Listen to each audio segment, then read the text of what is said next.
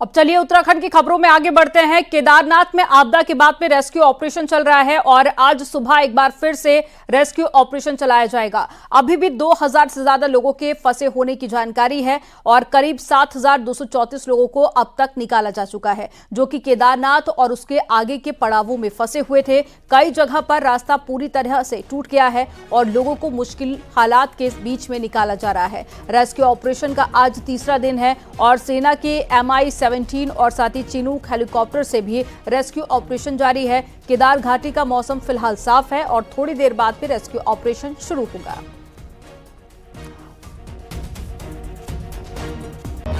और ज्यादा जानकारी के साथ में सत्येंद्र वर्तवाल जुड़ गए हैं फोन लाइन पर। सत्येंद्र, पिछले 2 दिनों से हम देख रहे हैं रेस्क्यू ऑपरेशन जारी है, 7000 से ज्यादा लोगों को निकाला भी जा चुका है, लेकिन अभी भी 2000 से ज्यादा लोगों के फंसे होने की जानकारी। बताइए आज कितने बजे से रेस्क्यू ऑपरेशन शुरू होगा और फिलहाल क्या हालात हैं?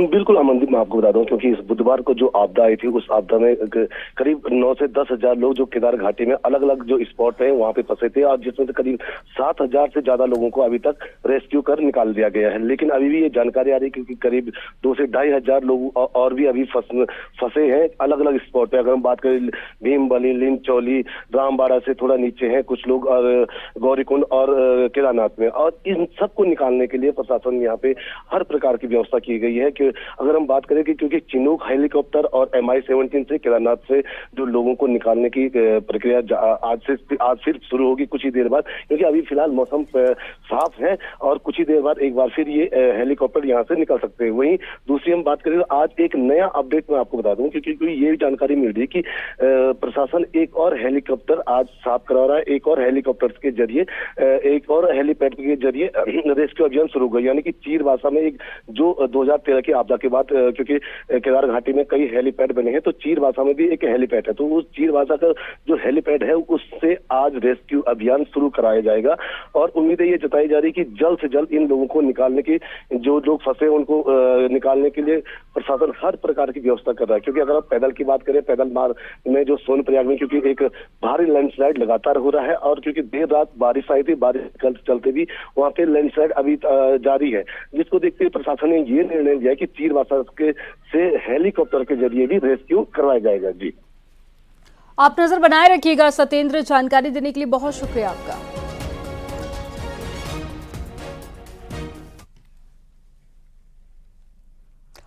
और केदार घाटी में बारिश और खराब मौसम के बीच में राहत और बचाव कार्य जारी है। बारिश के चलते मंदाकिनी और साथ ही सोनगंगा नदी उफान पर है, तो वहीं दूसरी तरफ पहाड़ों से लगातार पत्थर और मलबा भी गिर रहा है। ऐसे में रेस्क्यू में खासी मुश्किलों का सामना करना पड़ रहा है। मुश्किल हालात के बीच भी लोगों को बाहर निकाला जा रहा है। और फिलहाल ये तस्वीरें आपको दिखा रहे हैं मंदाकिनी नदी की, जो कि पूरे अपने उफान पर है और कई जगह पर लोग फंसे हुए हैं, जहां रेस्क्यू ऑपरेशन भी जारी है। लोगों को सुरक्षित स्थानों पर पहुंचाने का लगातार काम SDRF और NDRF की टीमें कर रही हैं। बाबा केदारनाथ धाम से आने वाली मंदाकिनी का आप वेग देख सकते हैं कि कितना इसका उफान में है और किस तरीके से वहां पे अभी बारिश हो रही है। और बारिश के बाद जो ये मंजर आप देख सकते हैं, कितना खौफनाक मंजर है।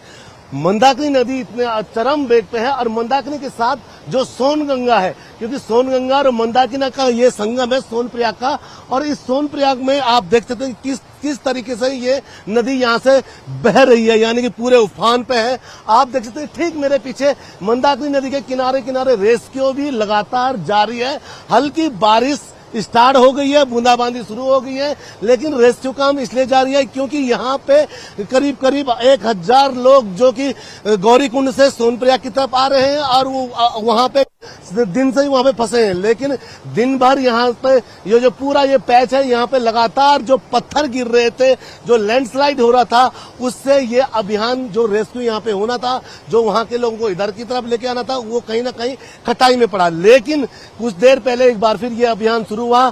SDRF ने एक नया रास्ता तलाशा और SDRF की जो टीम अभी आप देख सकते हैं मौजूद है और हर उन लोगों को एक एक करके निकाल रही है जो यहाँ जो पल्लीपार यानी कि दूसरी तरफ जो फंसे थे, और उन लोगों को यहाँ से रस्सियों के जरिए यहाँ से ऊपर भेजा जा रहा है।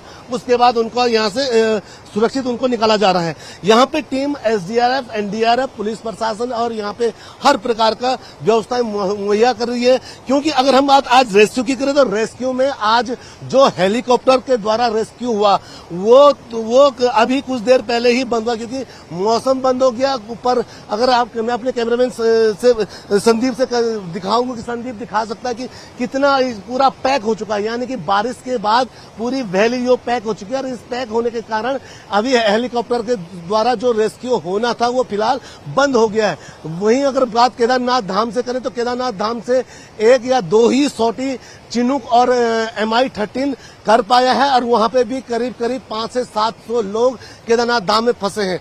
2 दिन पुरानी आई आपदा में आज भी मंजर में आपको अभी भी दिखा सकता हूं। ये आप यहाँ पे देख सकते हैं, यहाँ पे एक कंपनी का पूरा सेटअप था, उस कंपनी का सेटअप यहाँ पूरा बह चुका है। सामने आप ट्रैक्टर का मलबा देख सकते हैं, मलबे के बीच एक ट्रैक्टर फंसा है। और ये भी अभी जब हम बात कर रहे थे यहाँ के लोगों से, तो लोगों का कहना था कि यहाँ पे करीब 4 से 5 गाड़ियां थी वो बह गई हैं, लेकिन जान माल की किसी की कोई हताहत नहीं हुआ, क्योंकि जो जिस समय ये आपदा आई उस समय यहाँ लोग यहाँ से चले गए थे। यानी कि अभी भी हम देख सकते हैं कि जिस तरीके से लगातार बारिश आ रही है, जिस तरीके से मंदाकिनी का बेग है, वो कहीं न कहीं एक दिक्कतें यानी कि एक परेशानी अभी भी प्रशासन के पास एक चैलेंज है कि किस तरीके से भी अभी भी जो लोग हैं उनको सुरक्षित दूसरी तरफ निकाल पाए। कैमरा सहयोगी संदीप के साथ में सत्येंद्र वर्तमान, न्यूज 18 सोनप्रयाग। केदार घाटी में आपदा के क्या हालात हैं, इसके लिए हम आपको अलग अलग तस्वीरें दिखाते हैं। केदारनाथ से लेकर सोनप्रयाग तक अलग अलग जगहों पर लैंडस्लाइड हुआ है। 12 जगह पर लैंडस्लाइड और साथ ही मलबा आने के बाद में कैसे हालात है, ये इन तस्वीरों के जरिए आप देख सकते हैं। ये अलग अलग जगह की तस्वीरें हैं। कहीं पर रास्ता पूरी तरह से बह गया है तो कहीं पर लगातार मलबा गिर रहा है। अलग अलग जगह पर रेस्क्यू ऑपरेशन भी जारी है। कहीं रस्सी लगाकर लोगों को निकाला जा रहा है तो कड़ी चढ़ाई में मुश्किल हालात के बीच में लोगों को निकाला जा रहा है, जो कि लोगों के लिए काफी मुश्किल भरा है। तो कहीं पर मलबा थमने का इंतजार किया जा रहा है। रामबाड़ा, लिंचोली, भीमबली, गौरीकुंड से लेकर केदारनाथ तक हर जगह पर बर्बादी की तस्वीरें दिख रही हैं। और ये 12 अलग अलग जगहों की तस्वीरें आपके सामने हैं, जो कि बेहद डरावनी हैं। इन दिनों बारिश की वजह से वैसे तो केदारनाथ यात्रा पर कम लोग पहुंचते हैं, लेकिन सावन के महीने में बड़ी संख्या में शिव भक्त कांवड़िए यहां पर पहुंच रहे थे और जगह जगह पर लोग फंसे हुए हैं। उनको अब निकाला जा रहा है और साथ ही 7,000 से ज्यादा लोगों को बाहर निकाला जा चुका है, सुरक्षित स्थान पहुंचाया गया है। हालांकि जानकारी है कि 2,000 से ज्यादा लोग अभी भी फंसे हुए हैं।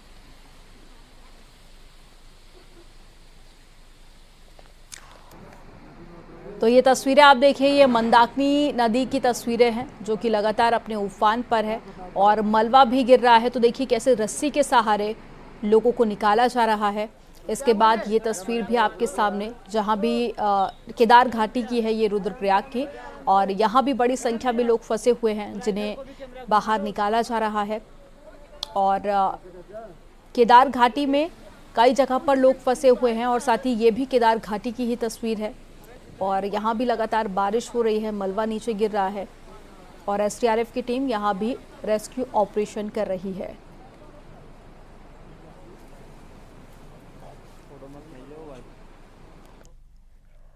केदार घाटी में आई आपदा के बाद में युद्ध स्तर पर राहत और बचाव का काम जारी है। सीएम धामी के निर्देश के मुताबिक राहत के साथ इलाज भी चल रहा है। अब तक 18,000 से ज्यादा फूड पैकेज बांटे गए हैं और साथ ही 35,000 से ज्यादा पानी की बोतल और साथ ही तीर्थ यात्रियों को खाने पीने की सामग्री दी जा रही है। अलग अलग पड़ावों में फंसे तीर्थ यात्रियों को खाना और पानी उपलब्ध कराया जा रहा है। इसके अलावा GMVN और साथ ही स्थानीय व्यापारियों के सहयोग से भी खाना उपलब्ध कराया जा रहा है।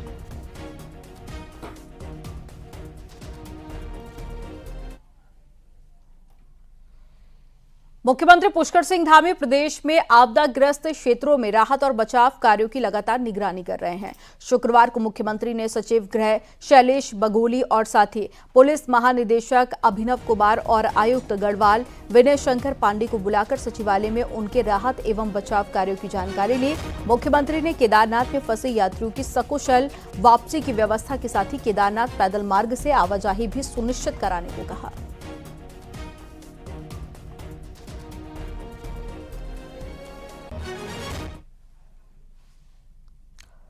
केदारनाथ आपदा पर केंद्रीय गृह मंत्री अमित शाह ने फोन कर सीएम धामी से हालात की जानकारी ली। साथ ही गृह मंत्री ने हर संभव मदद का भरोसा दिया।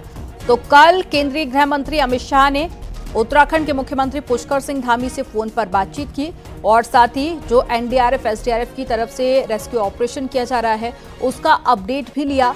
कितने लोग फंसे हुए हैं, क्या कुछ व्यवस्था की जा रही है, और साथ ही गृह मंत्री ने कहा कि केंद्र सरकार की तरफ से हर संभव मदद की जाएगी। इससे पहले भी केंद्र सरकार ने MI-17 और साथ ही चिनूक को उत्तराखंड भेजा था ताकि लोगों को जल्द ही निकाला जा सके, क्योंकि इससे पहले पैदल मार्गों से जब यात्री निकल रहे थे और रेस्क्यू ऑपरेशन किया जा रहा था तो उसमें ज्यादा वक्त लग रहा था और कई जगह पर रास्ते भी खराब हो गए हैं। तो ये भी टीमों के सामने एक बड़ी चुनौती था।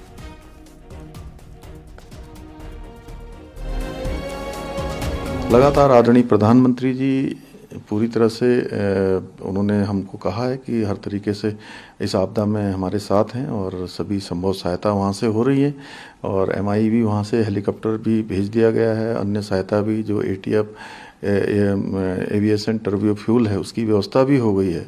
आदरणीय गृह मंत्री जी भी लगातार संपर्क में, भारतीय जनता पार्टी के राष्ट्रीय अध्यक्ष जी का भी लगातार जानकारी ले रहे हैं और पूरा केंद्र की सरकार इस आपदा के समय में हमारे साथ है।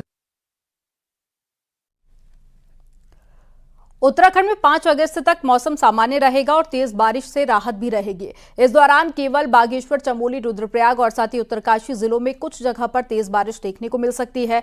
बाकी जिलों में मौसम सामान्य रहेगा। हालांकि 7 और 8 अगस्त में एक बार फिर से तेज बारिश देखने को मिल सकती है। ये अलर्ट मौसम विभाग की तरफ से जारी किया गया है। 4-5 दिन अगर बात करें आगे तो ज्यादा एक्टिविटी नहीं है, सामान्य है या सामान्य से कम ही एक्टिविटी रहने वाली है। हाँ, एका दुक्का आप देखते हैं कि जो हैवी रेन्स है किसी न किसी डिस्ट्रिक्ट में मिलती है, तो जो अभी संभावना दिख रही है उसमें जो है उत्तरकाशी, चमोली, पिथौरागढ़, रुद्रप्रयाग जो है या बागेश्वर जो ये 4-5 डिस्ट्रिक्ट जो अंदर के हैं इनमें एका दुक्का जगहों में आप देखेंगे मिलेगी रेन्स। कल या परसों में भी, आज भी एका दुक्का जगहों में। बाकी जगह देखें तो जो है एक्टिविटी सामान्य के आसपास है, लाइट से मॉडरेट एक्टिविटी मिलेगी। केदारनाथ आपदा के बाद एक बार फिर से सिस्टम पर सवाल उठ रहे हैं। उत्तराखंड में मौसम की जानकारी के लिए 3 डॉपलर रडार स्थापित किए गए थे, लेकिन इसके बावजूद अभी भी बादल फटने जैसी घटनाओं की सटीक जानकारी हासिल नहीं हो पा रही है। रिपोर्ट आपको दिखाते हैं।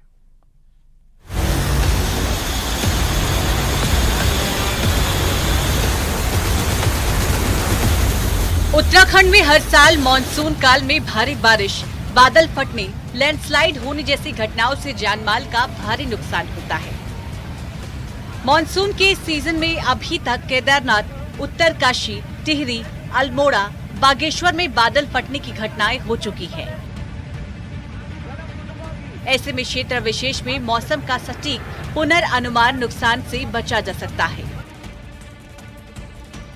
उत्तराखंड में लैंसडाउन, सुरकंडा और मुक्तेश्वर में 3 डॉपलर रडार लगे हुए हैं। इसमें मैदानी क्षेत्र का तो सटीक अनुमान फिर भी मिल जाता है, लेकिन पहाड़ों में या फिर क्षेत्र विशेष में भारी बारिश या फिर बादल फटने का सटीक पुनर्अनुमान आज भी नहीं मिल पा रहा है। हालांकि मौसम विभाग का कहना है कि इसके लिए कॉम्पैक्ट रडार लगाना जरूरी है। केदारनाथ ये वैली में है वो, तो उसके सामने जो हिल्स पड़ेंगे, जब तक उनसे ऊपर क्लाउड डेवलपमेंट नहीं पहुंचेगा तब तक जो यहाँ के रडार्स उसके रेंज में वो नहीं आएगा, है ना। तो ये अगर उस लोकेशन में यात्रा भी है तो उस दृष्टि से वो पीछे स्टडी भी स्टेट गवर्नमेंट ने करवाया था, तो हमने बोला था कि हाँ यहाँ भी जो है जो कॉम्पैक्ट रडार्स है वो लगने चाहिए। हालांकि आपदा प्रबंधन का कहना है कि फिलहाल दुनिया में ऐसी कोई तकनीक नहीं है कि बादल फटने जैसी घटनाओं का एकदम सटीक अनुमान बता दे, लेकिन हमें अभी 3 घंटे के अंदर ज्यादा बारिश की जानकारी मिल जाती है। माननीय मुख्यमंत्री जी के निर्देश हैं कि उस प्रक्रिया को अपनाई जाए, उस चीज़ों का अध्ययन किया जाए, उस तरह से प्रणाली को अपने यहाँ डेवलप किया जाए। हम लोग उस दिशा में ऑलरेडी काम कर रहे हैं और चूंकि अभी विश्व में कहीं भी ऐसी कोई तकनीक है नहीं कि हम एकदम से सटीक भविष्यवाणी कर सकें, बट हम 3 घंटे के अंदर ये बता पाने की पोजीशन पे हैं कि इस क्षेत्र में थोड़ा सा एक 50-60 किलोमीटर का एरिया लेके चलते हैं कि यहाँ पे बहुत ज्यादा है।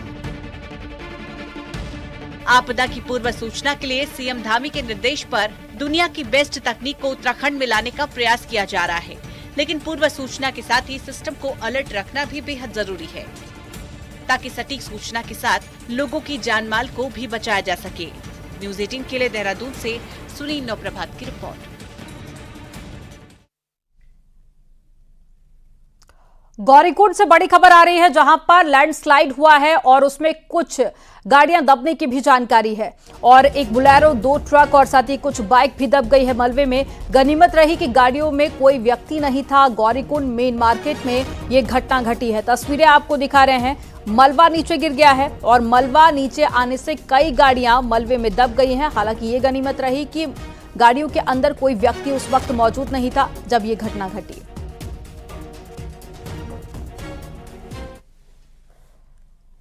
चमोली से बड़ी खबर आ रही है, जहां पर पागल नाला और साथ ही गुलाब कोटी में कल देर रात तेज बारिश के बाद में पहाड़ी से मलबा नीचे आ गया और साथ ही दोनों जगह पर सड़क से मलबा हटाने का काम किया जा रहा है।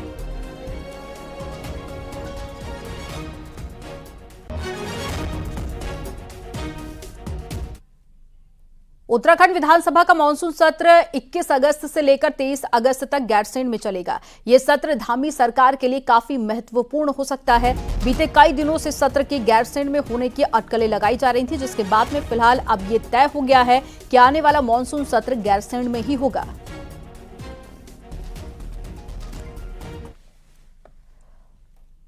उत्तराखंड में कैबिनेट विस्तार की चर्चाओं के बीच में अचानक से मुख्यमंत्री आवास पहुंचने वाले विधायकों की संख्या बढ़ गई है। अब ये मंत्री पद की चाहत है या कुछ और, रिपोर्ट में आपको दिखाते हैं।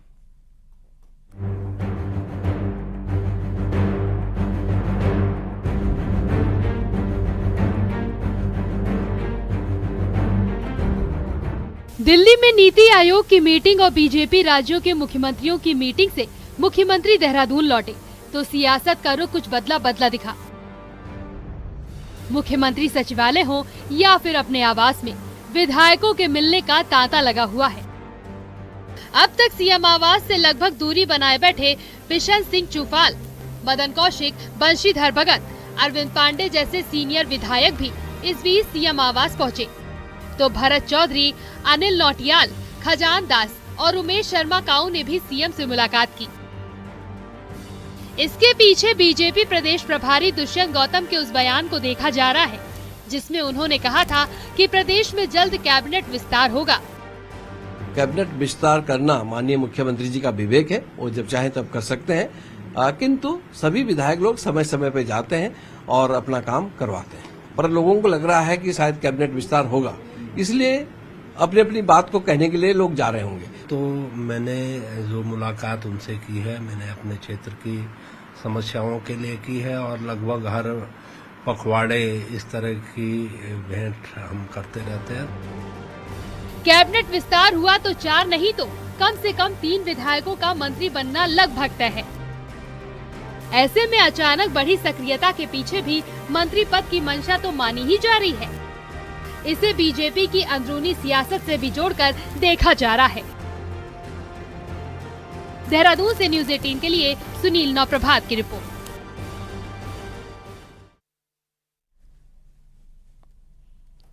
देहरादून में शुक्रवार को सीएम पुष्कर सिंह धामी ने पंचायती राज विभाग की समीक्षा बैठक की, जिससे सीएम ने प्रत्येक विकास खंड में 5-5 गांवों को आदर्श ग्राम बनाने के आदेश दिए।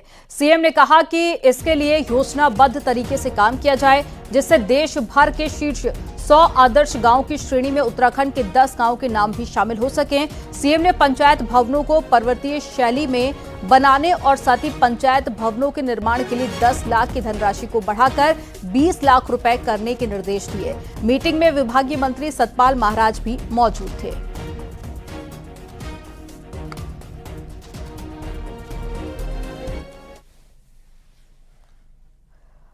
बीजेपी के राज्यसभा सांसद नरेश बंसल ने कल राज्यसभा में बोलते हुए उत्तराखंड को विशेष पैकेज ग्रीन बोनस की मांग की है और बंसल ने अपने भाषण में कहा कि हिमालयी राज्यों की भौगोलिक स्थिति देश के बाकी राज्यों से अलग है और उत्तर पूर्व के राज्यों की तरह ही उत्तराखंड की भौगोलिक स्थिति है और उन्हीं के तर्ज पर विशेष पैकेज ग्रीन बोनस उत्तराखंड को दिया जाना चाहिए। उत्तराखंड की देश को अपनी पर्यावरण सेवाओं के लिए केंद्र सरकार से विशेष पैकेज व ग्रीन बोनस की मांग करता रहा है। उत्तराखंड का वनाच्छादित क्षेत्र ग्लेशियर, सदानीरा नदियाँ उत्तराखंड से ज़्यादा लाभ देश के अन्य भागों को देती हैं। वैश्विक पर्यावरण पर भी इसका असर पड़ता है। एक आकलन के अनुसार उत्तराखंड हर वर्ष अपनी जैव विविधता के जरिए देश को 95,112 करोड़ रुपए की सेवाएं देता है। जहां उत्तराखंड के पास इतनी प्राकृतिक संपदा है, वहीं विकास की राह में वह पिछड़ रहा है। इसकी भरपाई ग्रीन बोनस से ही बनती है। उत्तराखंड का विशेष पैकेज जो अटल जी ने दिया था, वो तत्कालीन कांग्रेस सरकार ने बंद कर दिया था। उत्तराखंड में तेजी से औद्योगिकरण हो सकता है अगर यह प्रोत्साहन मिले तो। जिस केदार प्रतिष्ठा बचाओ यात्रा के बहाने कांग्रेस अपने लिए राजनीतिक संजीवनी बूटी खोजने निकली थी, वो यात्रा अब स्थगित कर दी गई है। वहीं राहुल गांधी के आदेश के बाद में 2 धड़ों में बटे कांग्रेसी भी फैसले पर एक राय हो गए हैं। रिपोर्ट आपको दिखाते हैं।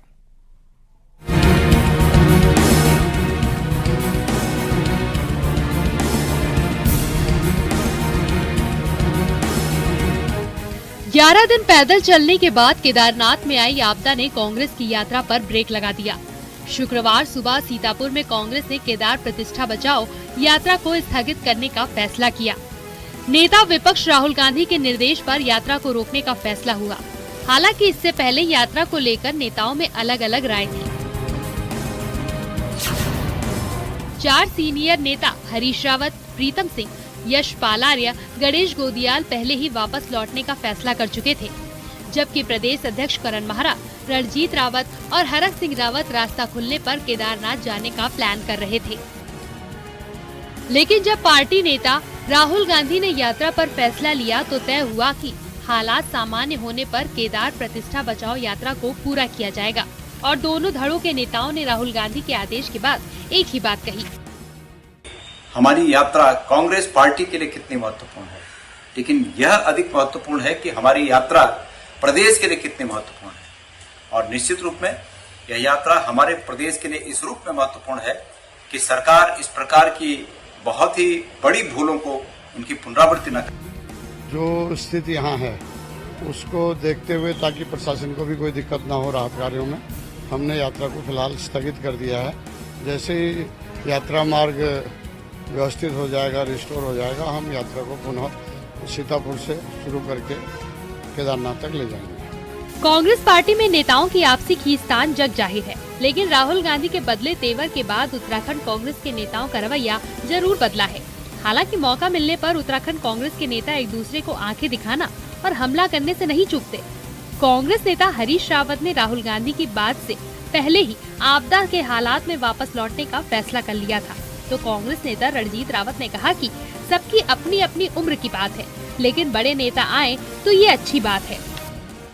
हर एज ग्रुप में अलग अलग जो है हमारे शरीर की कैपेसिटी होती है या हमारे अंदर ऊर्जा होती है। तो जो बहुत सीनियर लोग हैं, उम्रदराज लोग हैं, उनसे ये उम्मीद नहीं की जा सकती थी कि वो यहाँ भी पहुंचे, लेकिन वो यहाँ तक पहुंचे, ये हमारे लिए बहुत बड़ी बात है। कांग्रेस की केदार प्रतिष्ठा बचाओ यात्रा सीतापुर से केदारनाथ अब कब जाएगी, ये प्रोग्राम कुछ वक्त बाद तय होगा। पर तब इस यात्रा में क्या सब कांग्रेस नेता एक साथ केदारनाथ पहुंचेंगे, ये उस वक्त के हालात बताएंगे, क्योंकि इसी का नाम कांग्रेस है। दीपांकर भट्ट, न्यूज़ 18, देहरादून।